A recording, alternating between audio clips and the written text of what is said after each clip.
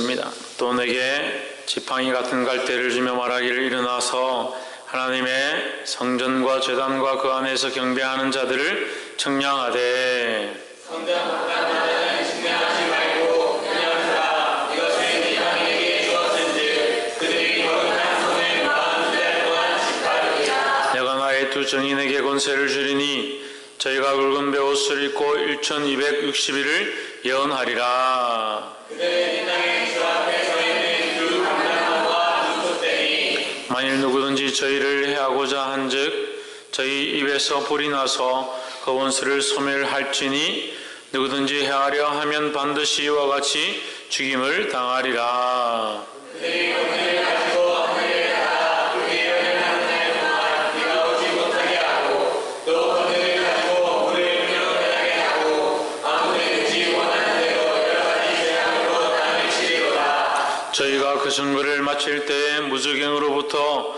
올라오는 짐승이 저희로 더불어 전쟁을 일으켜 저희를 이기고 저희를 죽일 터인즉 그들의 시체가 그 성소에 죽이니 그 성소를 점토로 하며 소돔이라고도 하고 애굽이라고도 하니 곧 그들의 주께서 십자가에 못 박히신 곳이라. 저 백성들과 족속과 방언과 나라 중에서 사람들이 그 시체를 사흘 반 동안을 목도하며 무덤에 장사하지 못하게 하리로다. 이 선지자가 땅에 사는 자들을 평안케 하고 땅에 사는 자들이 그들의 죽음을 즐거워하고 기뻐하여 서로의 물을 보내리라 하더라. 3일 반 후에 하나님께로부터 생기가 저희 속에 들어가매 저희가 발로 일어서니 구경하는 자들이 크게 두려워하더라.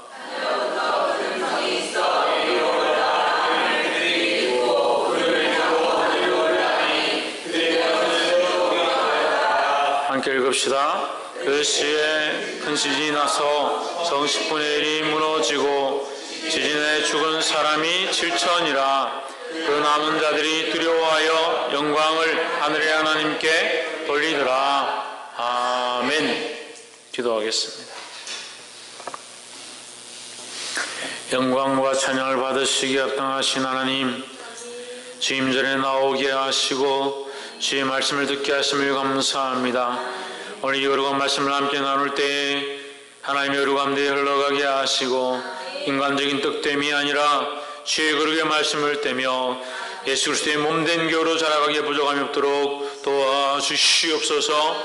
주께서 이 말씀을 통하여 간섭하시고 우리 심령의 생각을 감찰하신 하나님께서 아버지의 뜻 앞에 복종하게 하실 줄 믿사옵고 살아계신 예수 그리스도 이름으로 기도하옵나이다. 아멘. 할렐루야. 우리 옆에 사랑을 봅시다. 사랑합니다. 축복합니다.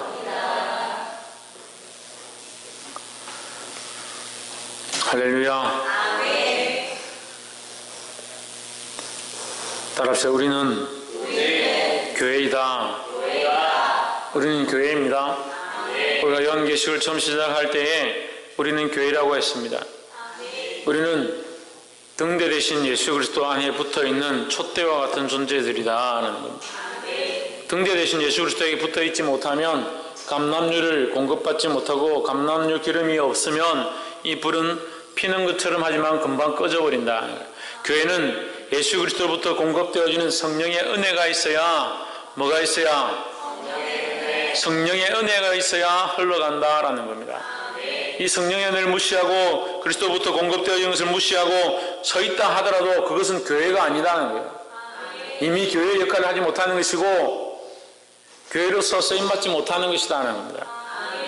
오늘 이 요한계시록 11장 말씀이 저와 여러분에게 거룩한 도전이 되어서 하나님 앞에 바로 세우며 주님 나라와 복음을 위해서 일하는 시작이 되어지기를 주의 이름으로 축복합니다. 우리 본문 한번 보겠습니다. 요한계시록 11장 1절. 또 내게 지팡이 같은 갈대를 주며 말하기를 일어나서 하나님의 성전과 제단과 그 안에서 경배하는 자들을 청량하되 했습니다. 여러분 이게 좀 잘못되었죠? 이 문장이 잘못되었습니다. 보십시오. 주는 것은 무엇을 줬습니까? 갈대로 좋습니다. 갈대는 우리가 생각하는 조그마한 바람이 흔들리는 그런 갈대가 아니라 튼튼하고 이게 대나무처럼 긴 거예요. 이 갈대를 가지고 뭐 하냐? 청량하라 하는 거예요. 청량하라 하면 움직이지 않는 것을 청량하는 것이 청량이 되는 겁니다. 움직이는 것을 어떻게 합니까? 헤아려 보는 거죠. 몇 명인가 사려 보는 거예요. 몇 명인가 이게 숫자를 카운트하는 거예요. 청량은 숫자를 카운트하는 게 아니라 길이나 높이나 굵기나 이런 걸 잴 때 청량을 하는 겁니다. 사람을 잴 수는 없는 거예요. 사람의 수를 어떻게 잽니까? 사람의 수는 헤아려 봐야 되죠. 근데 말하기를 일어나서 하나님의 성전과 제단과 그 안에서 경배하는 자들을 청량해라. 이 청량은 뭘 말하느냐? 보이는 것과 보이지 않는 것에 대한 문제를 얘기하는 거예요. 어디에 있는 하나님의 성전과 제단 안에 있는 누구? 경배하는 자들. 누구를 경배하느냐? 하나님을 경배하는 자들. 성전에 있지만, 여러분 보십시오. 성전에 있지만 우리가 이 교회 안에 있습니다. 우리 다 성전에 있습니다. 그죠? 네. 홍진 어디 있다고? 이 성전 안에 있죠, 우리가? 네. 성전 안에 있지만 성전 안에 있다고 해서 성전 안에 있는 것이 아니다는 거예요. 성전 안에 있다는 것은 뭘 말합니까? 하나님 안에 있어야 된다는, 하나님 앞에 있어야 된다는 거예요. 이 자리에 앉아있다라고 참 성전 앞에 있는 것이 아니다. 우리가 하나님 앞에 마음을 다하여 그 하나님 앞에 서 있을 때에 성전 안에 있는 것이라는 겁니다. 이 성전 안에 하나님 안에 있는 자, 하나님을 믿는 자, 다시 말하면 예수 그리스도가 그 마음에 있는 자, 우리가 오늘 누구 앞에 있다고요? 하나님 앞에 있다. 하나님 앞에 있는 자는 그 마음에 누가 있느냐? 예수 그리스도가 있다. 그러니까 내 안에 그리스도가 계시고 우리가 하나님 앞에 있고, 하나님 우리 안에 계시고 우리가 그리스도 앞에 있고, 그가 내 안에 내가 그 안에 있는 겁니다.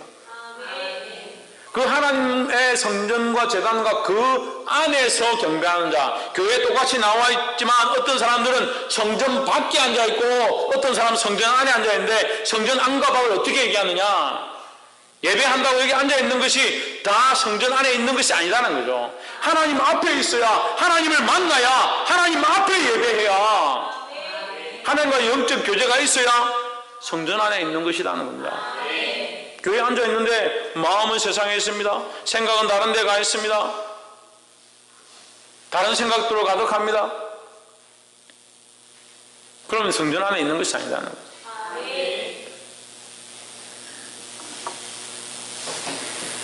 하나님 앞에 있기를 주의 이름으로 축복합니다. 성전과 제단과 그 안에서 경배하는 자들을 청량하되. 이것을 조금 더 깊이 들어가면 성전된 자들, 하나님의 성전과 제단과 그 안에 뭐다? 성전의 한 부분 된 자들, 이렇게 하는 거예요. 성전의 한 부분 된 자들, 우리가 교회의 한 부분 된 자들. 우리가 어떻게 교회의 한 부분이 된다 했습니까? 할렐루야. 효재, 효원이 똑바로 앉아.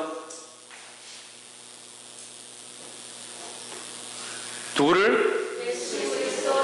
예수 그리스도를 머리로 해야 교회라는 겁니다.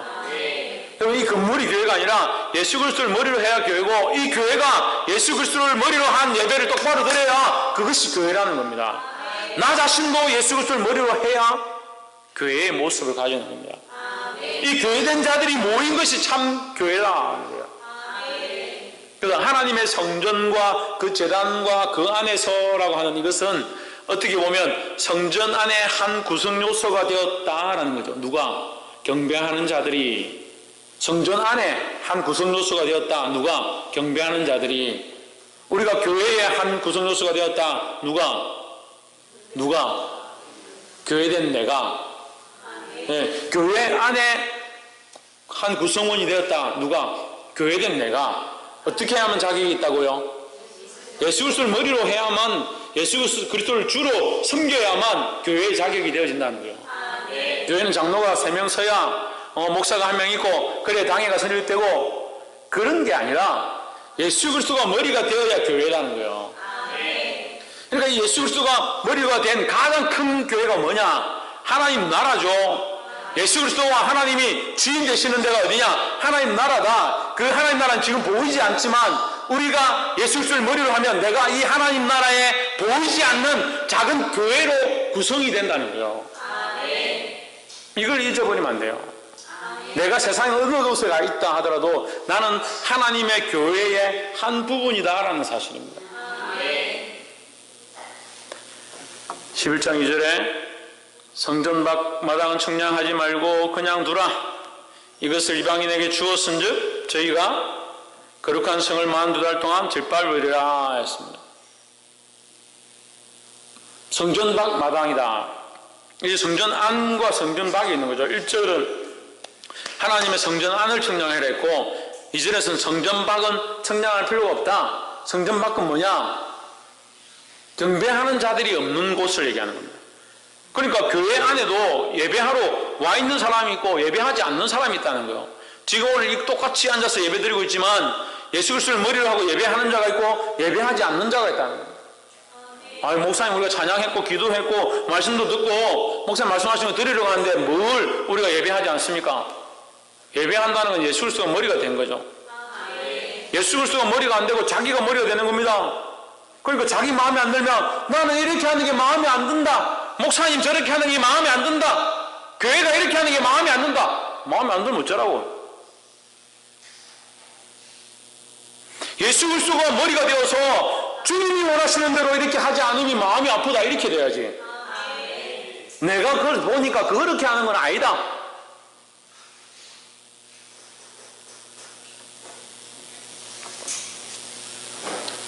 교회가 왜 시끄러지냐면요, 이 그리스도가 머리가 된 사람들이 없어지면요 교회가 시끄러져요. 나도 마찬가지. 내가 속 시끄럽다 하면 내가 그리스도가 머리 된 모양들이 내게서 없어져 가는구나 그렇게 생각해야 되는 거예요. 성전 바깥 마당만 밟는 자들이 되지 않기를 주의 이름으로 축복합니다. 성전 바깥 마당은 청량하지 말라. 왜? 거기는 이방인들이 있다. 여기 이방이라는 것은 우리도 이방이지만 그런 뜻이 아니고 예수를 믿지 않는 자, 예수를 그리스도로, 예수를 나의 주, 나의 하나님으로 섬기지 않는 자들, 그들에게 주었다는 거예요. 그들이 거룩한 성을 42달 동안 짓밟으리라 했습니다. 몇 달 동안? 42달이면 몇 년입니까?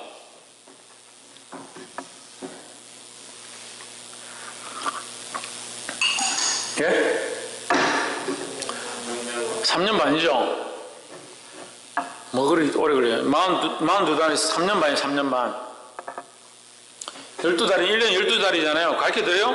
1년 12달이잖아요. 2년 되면 24개월이죠. 3년 되면 36개월이죠. 그럼 42달이 42개월이니까 플러스 6개월 하면 되잖아요. 3년 반이죠. 3년 반은 다니엘서에 나와 있는 마지막 때에 하나님께서 이 환란을 주시는 대환란이 몇 년이야? 7년입니다. 7년. 7년이라는 것은 우리가 완전한 이 환란을 받을 완전한 것이라는 거예요. 이 완전한 이 환란을 통해서 양과 염소가 완전하게 구별되어 버린다는 거예요. 하나님을 섬기는 자와 하나님 섬기지 않는 자가 구별되어 버린다. 교회도 어떻게 쪼개지느냐? 세상 것으로 쪼개지면 그건 안타까운 겁니다. 하지만 믿음 안에서 환란이 닥칠 때 주를 바라보는 자와 바라보지 않는 자는 쪼개지게 되어 있습니다. 그럼 우리는 어디 붙어 있어야 합니까? 예수 그리스도를 바라보는 데 붙어 있어야 되죠. 반드시 교회는 항상 환란이 있습니다. 하지만 믿음을 지켜야 합니다.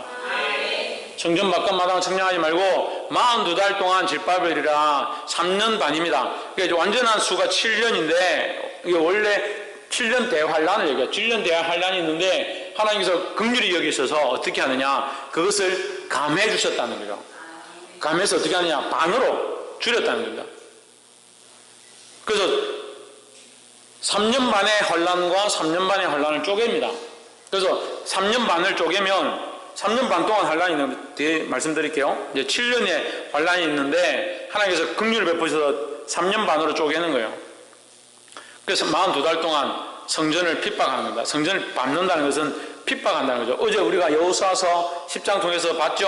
여호수아가 그 왕들, 아모리 왕들 불러와가지고 어떻게 합니까? 끌고 와가지고 장군들 보고 나와서 이 왕의 목을 밟아라. 목을 밟아라. 목을 왜 밟습니까? 완전한 진멸과 완전한 승리를 얘기하는 겁니다. 반대로 이 악한 자들, 하나님 믿지 않는 자들이 오히려 성전을 핍박하는 겁니다. 얼마 동안? 3년 반 동안 핍박한다. 3절에 내가 나의 두 증인에게 권세를 주리니 저희가 굵은 베옷을 입고 1260일을 예언하리라 했습니다. 자, 우리가 여기서 알 수 있는 단어가 몇 가지 없는데, 우리가 단어를 보면, 아는 단어를 보면 정인입니다. 정인. 정인은 무슨 정인이냐?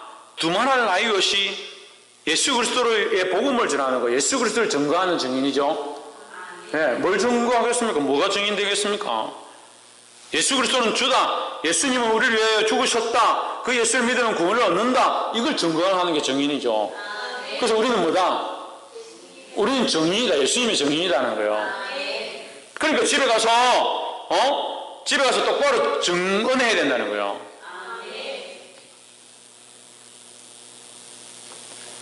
안 믿는 사람에게 내가 예수님을 만나봤는데 예수님을 믿어보니까 예수님은 참 구원자시고 참 그리스도다. 이걸 증언하는 자들이 되어야 된다는 거예요. 10년을 교회 다니고 20년을 교회 다니고 30년 교회 다니도 예수님을 안 전하는 사람들이 있습니다. 복음을 안 전하는 사람들이 있습니다. 왜 안 전하느냐? 자기가 증인이 아니다는 거예요. 우린 정인이다. 정인. 정인에게 권세를 주리니 그들이 굵은 베옷을 입고 1260일을 예언하리라. 예언이 나옵니다. 여기 예언 나오죠. 우리가 알 수 있는 건 정인, 또 예언입니다. 예언. 예언은 그냥 보면 잘 모르는데, 우리가 지난주에 10장 11절을 우리가 봤을 때 10장 11절에서 저가 내게 말하기를 내가 많은 백성과 나라와 방언과 임금에게 다시 뭐하여? 예언하여야 하리라. 지금 어디 하고 있습니까? 그런데 화면을 왜 봅니까? 10장 11절 하는데. 네, 지난주 거 위에 성경에 보면 10장 11절에 다시 예언하여야 하리라. 뭘 다시 예언한다고요? 이 복음에 대해서, 우리가 받은 이 복음에 대해서 우리가 예언해야 된다라는 겁니다. 근데 며칠 합니까? 1260일. 1260일은 얼마입니까? 1260일은 이게 3년 반입니다. 그러니까 3년 반 동안에 그들이 땅을, 우리 성전을 짓밟을 동안, 교회를 핍박할 동안 우리는 입 다물고 잠잠히 숨어 있는 것이 아니라 3년 반 동안 교회를 짓밟고 핍박할 때에 우리는 더 일어나서 뭘 하라? 예언하라는 거예요. 예언하라. 복음을 전하라는 거예요.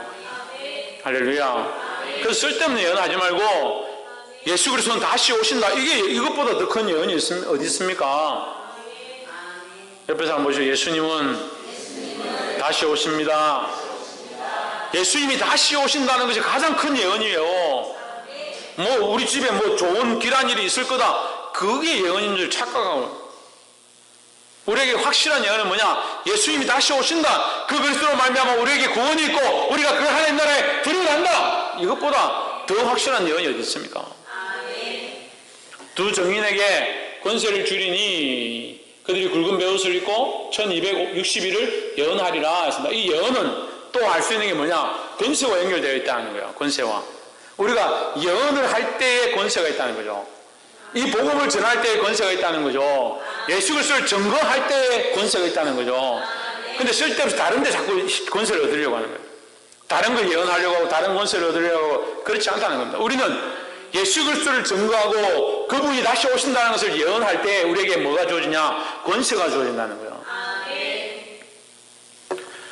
4절에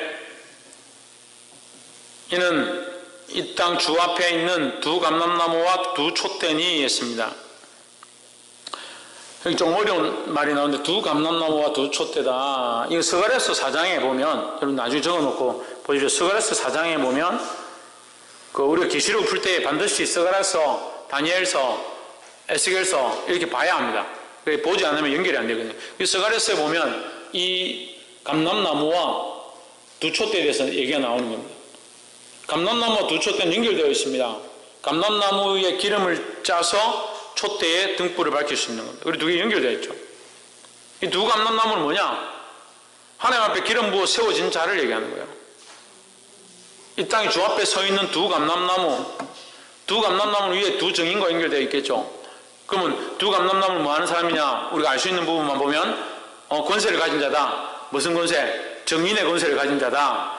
정인의 권세를 가지고 뭐 해야 되냐? 예언해야 된다. 그래서 이 두 감람나무를 스가랴서 4장으로 연결하면 여호수아와 스룹바벨이 됩니다. 여호수아와 스룹바벨. 여호수아와 스룹바벨 하면 무슨 갑자기 앞뒤 없이 여호수아와 스룹바벨이 나오느냐. 여호수아는 무슨 일을 합니까? 여호수아는 무슨 일을 합니까? 네, 이스라엘 백성을 가나안 땅까지 이끌어들이는 일을 하죠. 이스라엘 백성을 하나님 나라까지, 예수 믿는 자들을 하나님 나라까지 들어가게 하는 일을 하는 것이 여호수아라는 겁니다. 우리는 무슨 일을 해야 되냐? 하나님 나라에 들어가도록 이 복음을 전하고 이 증거를 하는 일을 해야 되는 거예요. 여호수아와 같이 강하고 담대한 마음을 가지고 싸우시기를 주님을 축복합니다. 그럼 스룹바벨은 뭘 했느냐? 스룹바벨은 성전 재건을 했습니다. 성전 재건도 하는데 바벨론에 이스라엘 백성들이 끌려가죠. 포로로 끌려갑니다. 끌려갔다가 바벨론에 끌려갈 땐 바벨론에 끌려갔는데 바벨론이 망하고 바사가 세워지죠. 바사가 오늘로 말하면 페르시아죠. 페르시아입니다. 성경의 대부분의 일들은 역사 속에서 이루어졌습니다. 이미 이루어진 사실들입니다. 성경이 실제로 이스라엘의 역사고 그 역사에 따라서 시대가 흘러간 것이 나오고, 그러니까 바사가 나오는 거죠. 바사가 뭐라고요? 페르시아 고레스 왕 때에 스룹바벨이라는 총리를 세워서 그를 예루살렘을 돌려보냅니다. 고레스 왕이. 내가 바벨론 정복했는데 내가 바벨론 다시 정복하고 보니까 하나님 나를 도우셔서 여기 세우셨다라고 고백하면서 그 고레스가 스룹바벨을 보내서 예루살렘에 가서 성전을 재건해라. 스룹바벨을 보냅니다. 그 스룹바벨이 그 이스라엘 포로들을 데리고 귀향하는 거죠. 귀향. 다시 돌아오는 거죠. 고향으로 돌아와서 성전을 짓습니다. 그들이 바라고 고대하고 그리워했던 그 고향으로 그들이 돌아와서 뭘 짓느냐? 그들이 하나님 앞에 다시 찬양하며 예배하고 싶었던 그곳에 와서 제단을 쌓고 하나님 앞에 제사를 드리는 겁니다. 우리가 하나님 나라에 가서 하나님 앞에 다시 세워질 그 새 예루살렘을 고대하며 이 일들을 해야 된다는 거예요. 그들을 이끌고 가는 자 스룹바벨이라는 거예요.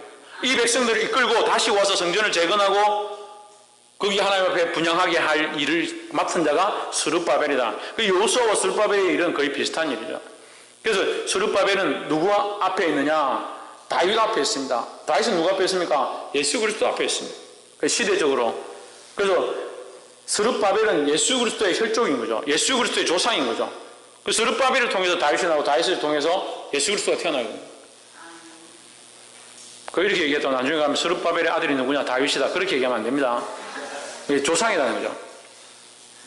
그래서 스룹바벨과 여호수아를 이 두 감람나무라 하는데 그들은 뭘 하느냐? 이 백성들을 이끌어서 가나안 땅에 들어가고 이 백성들을 이끌어서 예루살렘에 들어가게 하는 일을 하는 겁니다.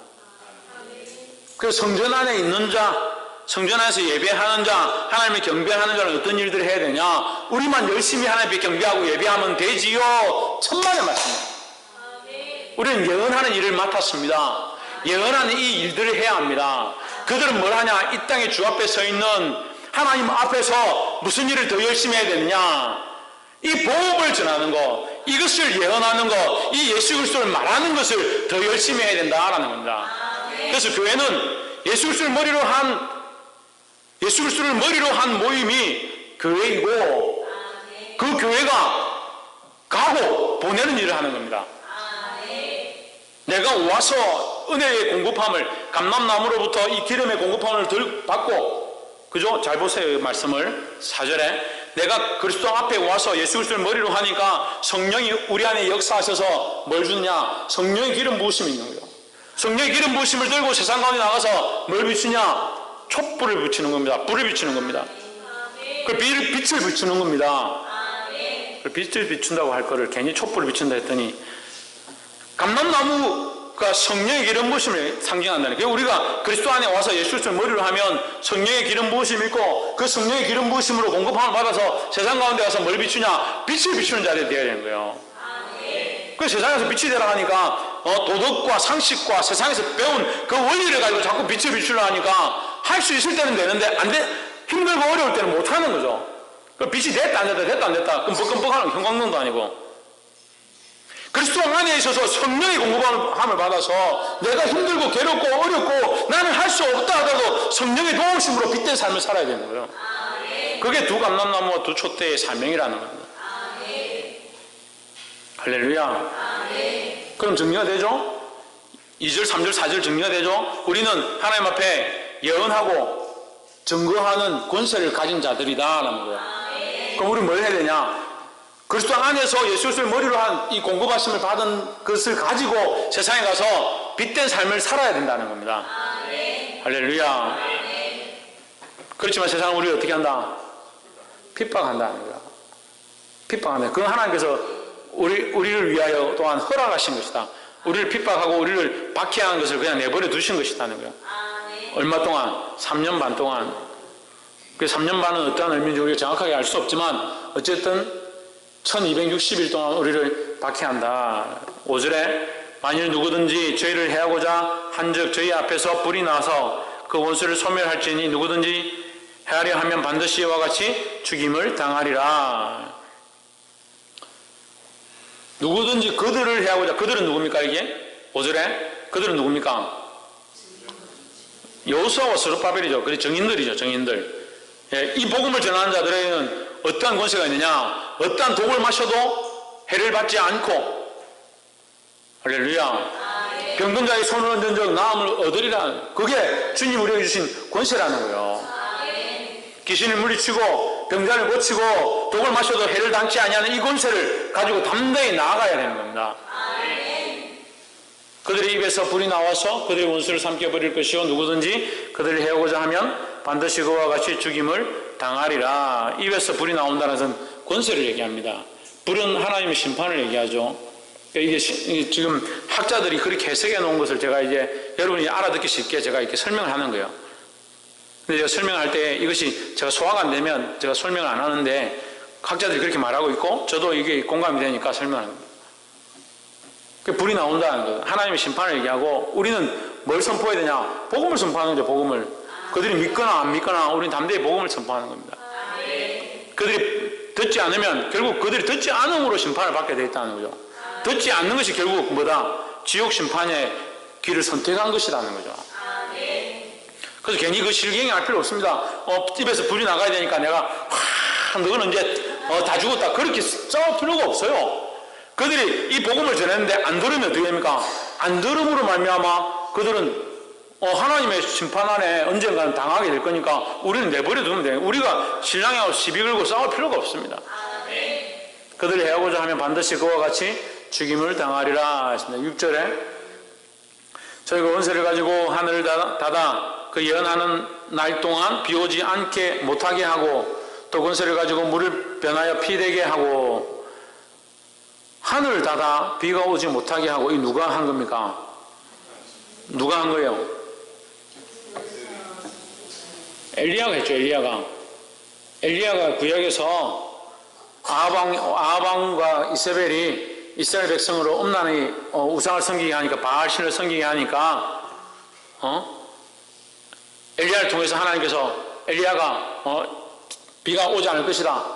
그러니까 비가 그쳐버린 거예요. 비가 오지 않습니다. 또 군을 가지고 물을 피로 변하게 하고 아무 때든지 원하는 대로 여러 가지 재앙으로 땅을 치리라. 이 누가 했습니까? 모세가 했습니다. 모세.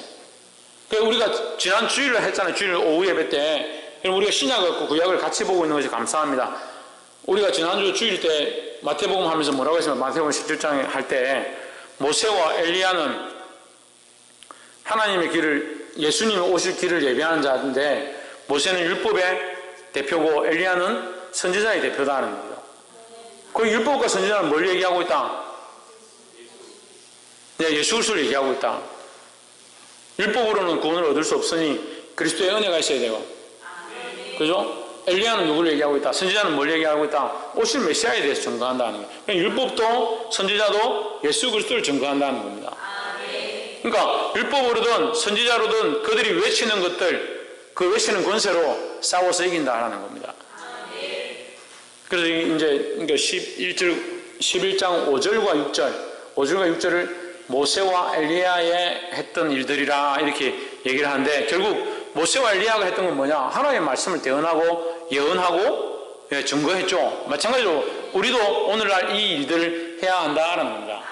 그래서 이 5절과 6절에 나와 있는 이 일들이 실제로 모세와 엘리야가 했기 때문에 이 말씀은 모세와 엘리야에 대한 얘기가 아니라 모세와 엘리야처럼 이 복음을 전하는 자의 모습이다라는 겁니다.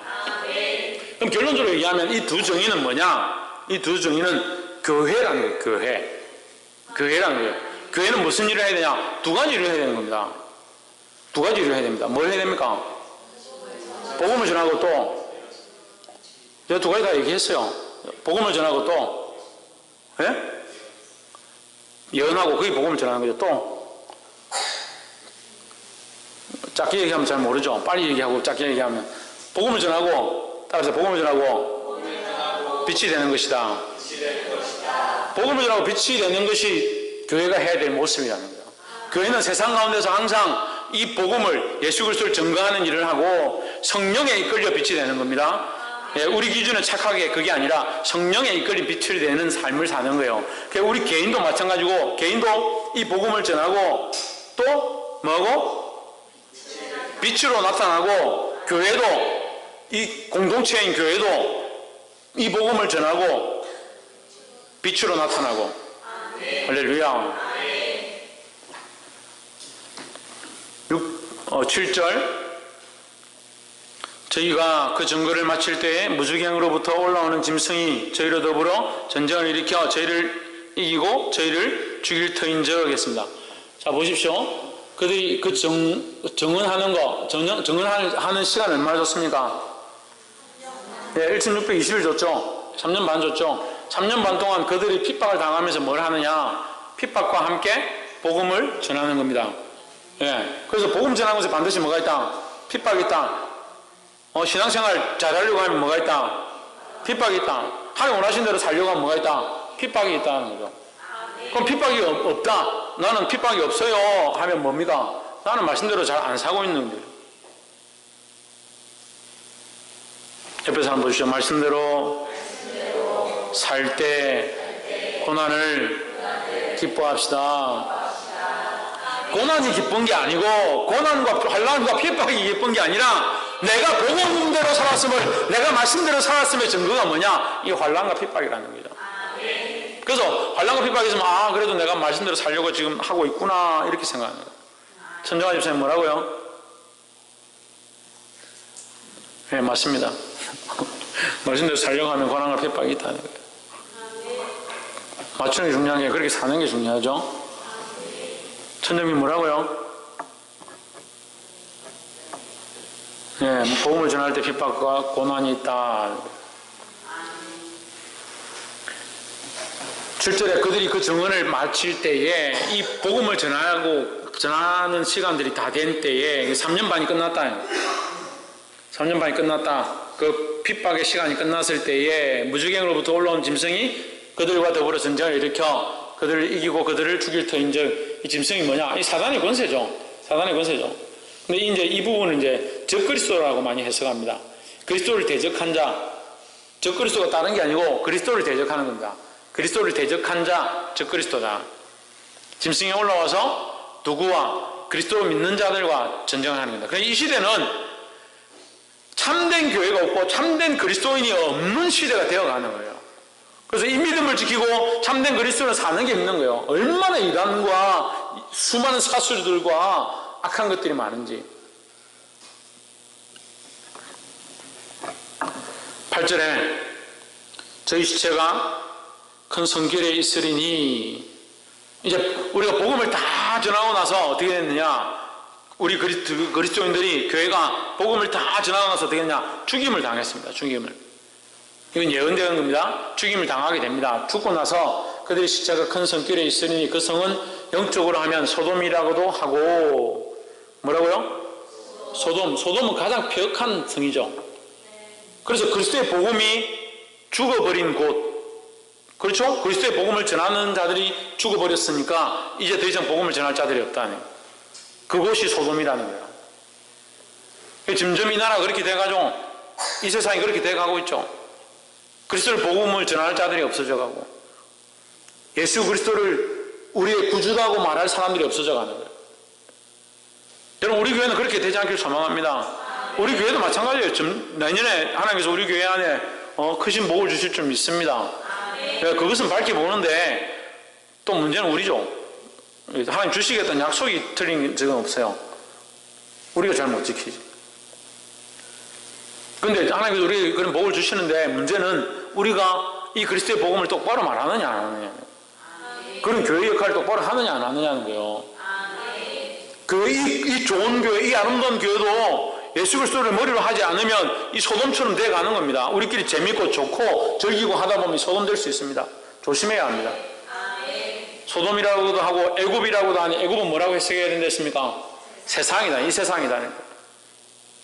이 세상도 그 정력도 다 지나간다. 다 지나고 뭐만 있느냐? 하나님 말씀만 있다. 그래서 소돔도 애굽도 결국 뭐냐? 망할 곳이다. 곧 그들의 주께서 십자가에 못 박이신 곳이다.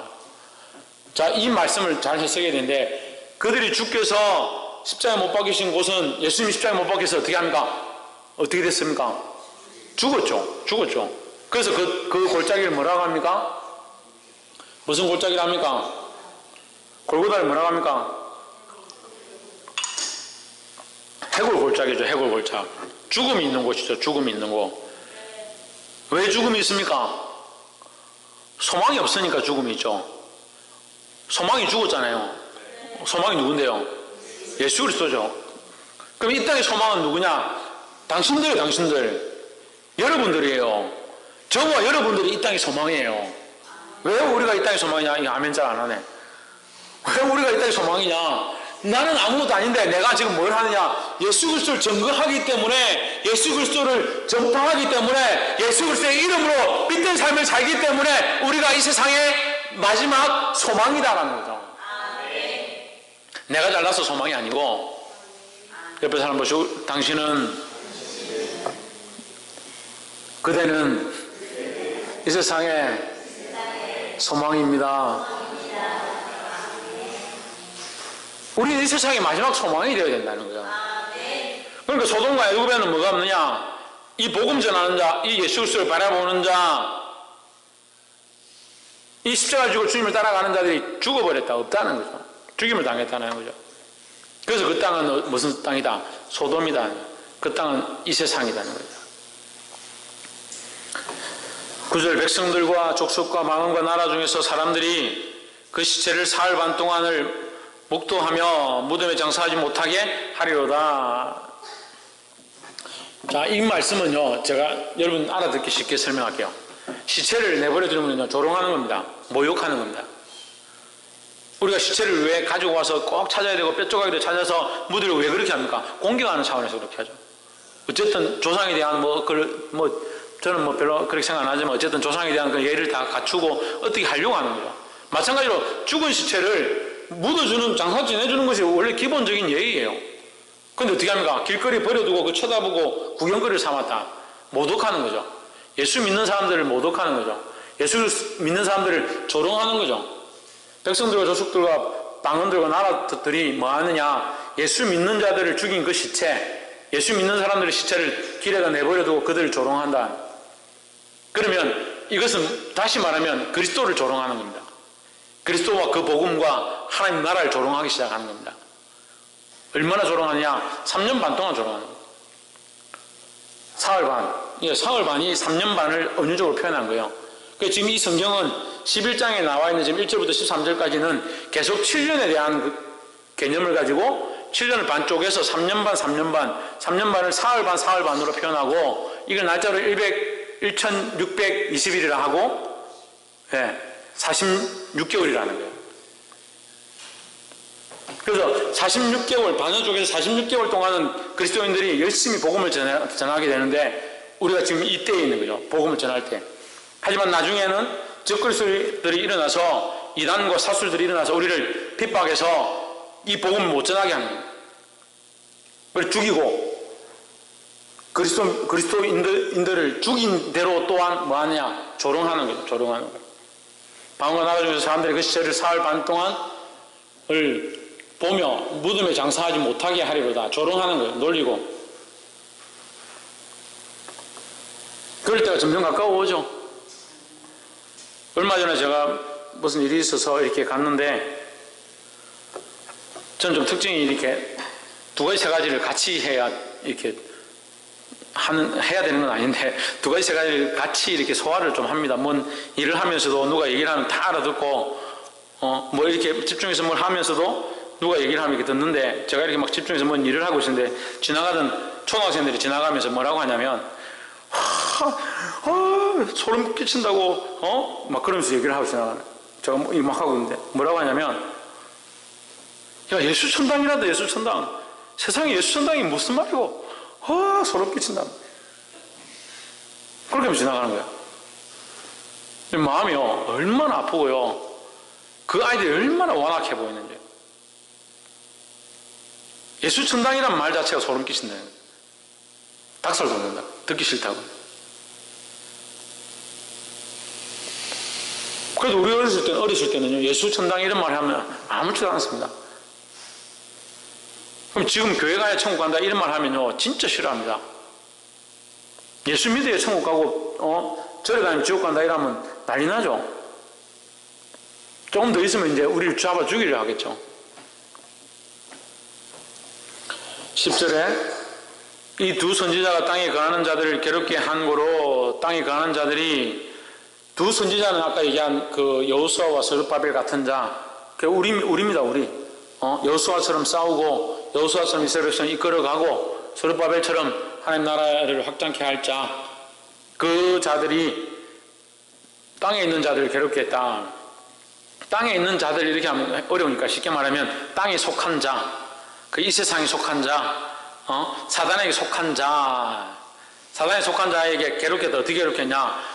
복음을 자꾸 예언하니까, 하나님 나라가 온다 예언하니까 그들은 땅에 속했는데 하나님 나라 얘기하니까 듣기 싫은 거예요. 그걸 괴롭게 한 거로, 괴롭게 했기 때문에 그들이 자꾸 하나님 나라 그런 쓸데없는 얘기하고 닭살 돋는 말, 예수천당 자꾸 얘기했기 때문에 괴로웠다. 우리가 괴로웠다 이 말이에요. 땅에 사는 자들이 그들의 죽음을 즐거워하고 기뻐하여 서로 예물을 보내리라. 잔치를 한다는 거예요.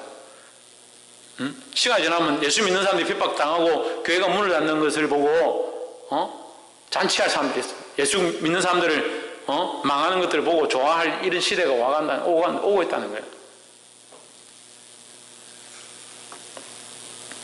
제가 그냥 농담이 아니라, 그나마 이 지역은 그래도 청정구역이고, 인터넷에 들어가 보면 안티 크리스찬들이 있습니다. 안티 크리스찬들.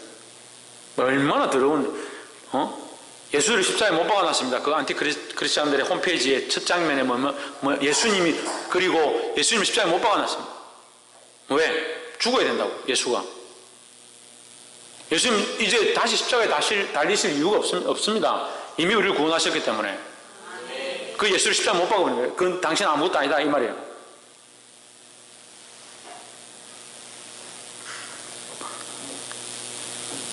그들이 우리의 죽음을 즐거워할 때가 있을 거다. 하지만 두려워하지 않기를 소망합니다. 11절에 3일 반 후에, 그 3일 반이 또 있다는 게 아니라 3년 반 동안 이 시체를 두고 그들이 구경하고 놀리고 자기들끼리 기뻐서 잔치를 승리한 것처럼 이긴 줄 알고 잔치를 했었는데, 그 후에 하나님께로부터 생기가 그들 속에 들어가며, 이 생기가 들어갔다는, 생기는 뭐냐면 창세기 2장에 나오는 거예요. 하나님께서 사람을 빚으시고 그 코에 뭘요? 생기를 불어넣으시니 생명이 살아있는 영이 되었다는 거예요. 그래서 우리는 죽게 된다는 거예요. 언젠가 예수 그리스도를 믿음으로 말미암아 핍박으로 죽든 환난으로 죽든 시간이 흘러서 죽든 어쨌든 죽습니다. 그럼 죽고 나서 어떻게 하냐, 하나님께서 우리 코에 생기를 불어넣으실 그때가 되면, 이 3년 반이 지난 데 그 코에 생기를 불어넣으실 때가 되면 그들이 발로 일어서니 구경하는 자들이 크게 두려워하리라. 할렐루야. 따라서 우리는 반드시 부활합니다. 우리는 반드시 부활할 줄 믿습니다.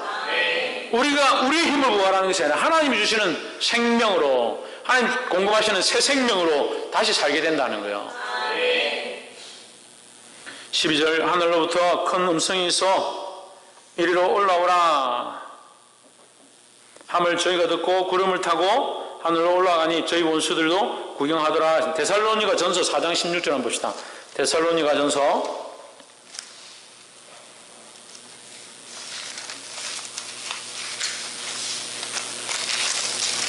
데살로니가전서 333페이지, 신약 333페이지. 4장 16절, 주께서 호령과 천사장의 소리와 하나님의 나팔로 친히 하늘로 쫓아 강림하시리니 그리스도 안에서 죽은 자들이 먼저 일어나고 죽은 자들이 살아나고. 할렐루야. 17절 읽어봅시다. 시작. 그 후에 우리 살아남은 자도 저희와 함께 구름 속으로 끌려 올려 공중에서 주를 영접하리에 하시리니 그리하여 우리가 항상 주와 함께 있으리라. 주와 함께 영원히 있게 되는데, 그렇게 하기 전에 어떻게 되냐? 살아난다. 그죠? 살아나고 그 다음에 어떻게 된다? 공중으로 들려 올라간다. 이것을 뭐라고 합니까? 공중이 들림이라.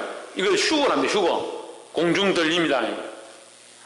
죽었던 자들이 다시 반드시 살아날 것이고, 할렐루야.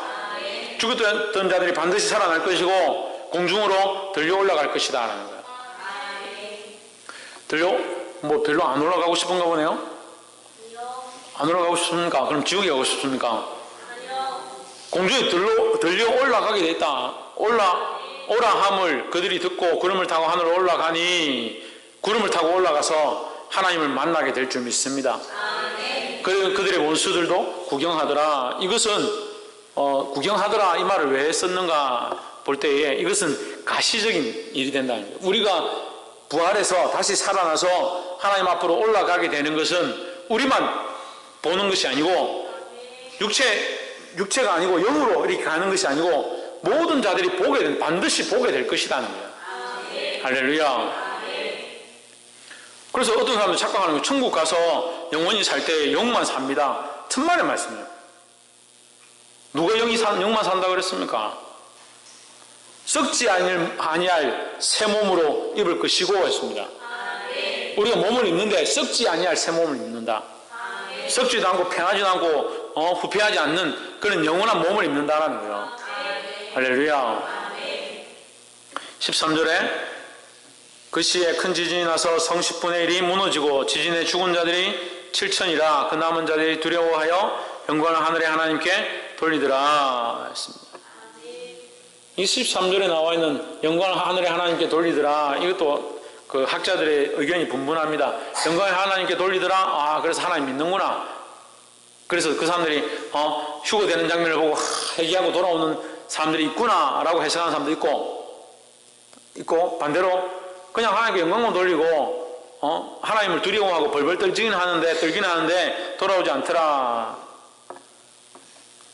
그렇게 해석하는 사람도 있습니다. 그런데 전체적으로 봤을 때는 예수님께서 그 병자들을 고치실 때 전염바디를 고치고 귀신을 쫓아내고 하는 일들을 볼 때 그들이 놀라서 어떻게 합니까?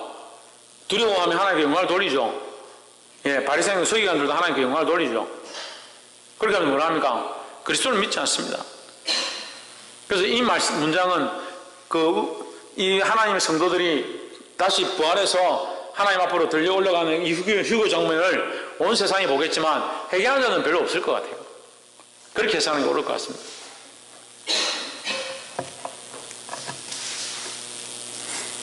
그래서 나중에 이삭죽기를 하고 남은 자들도 올라오게 될 것이다, 그런 얘기들이 있는데 어쨌거나 우리는 이 부활에 참여하는 자가 되어야 합니다. 할렐루야. 부활에 참여하고 공중으로 들려 올라가서 주님을 구름에서 만나는 자들이 되기를 소망합니다. 기대가 됩니다. 교회 버스 타고 어디 놀러가도 아이들이 좋은 자리 목사님 옆에 앉으려고 막 서로 앞자리에 앉으려고 막 이렇게 다투고 하는 것을 보는데 우리가 구름 타고 올라갈 때 얼마나 기쁘고 즐거울까. 새로운 생명과 새로운 육체를 입고 주님 앞에 즐거워 기뻐 뛰는 이 장면들이 소망이 되기를 소망합니다. 말씀 맺겠습니다. 오늘 좀 시간이 많이 지났는데 계시록 11장 1절부터 13절까지 보았습니다. 이것은 또한 우리에게 소망인 줄 믿습니다. 우리가 이 소망을 가지려면 어떤 삶을 살아야 하느냐? 예수를 그리스도라 증거하는 삶을 살아야 합니다.